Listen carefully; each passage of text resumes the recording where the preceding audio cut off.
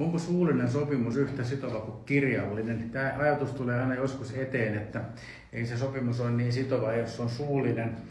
Mutta sopimus voi syntyä siis suullisesti, kirjallisesti tai niin sanotusti hiljaisesti. Eli se hiljainen sopiminen tarkoittaa sitä, että osapuolten yhteistyön kautta sitä voidaan katsoa, että heidän välilleen on syntynyt sopimus niillä ehdoilla sitten, mitä se yhteistyö sitten, millä sitä yhteistyötä on käyty.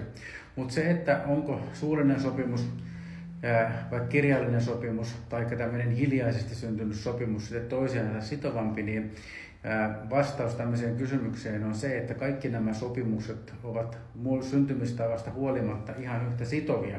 Eli sopimukset ovat aina sitovia, jos osapuolten välinen tahdonilmaisu on sitten selvitettävissä, että mistä osapuolet ovat halunneet sopia.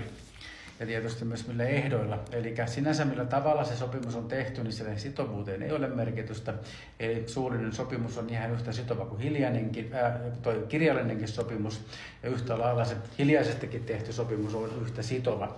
Mutta se, että tietysti kirjallisesta sopimuksesta pystytään helpommin selvittämään, että mitä on sovittu ja mistä on sovittu, mikä on se sopimuksen ehdot ja se sopimuksen kohde.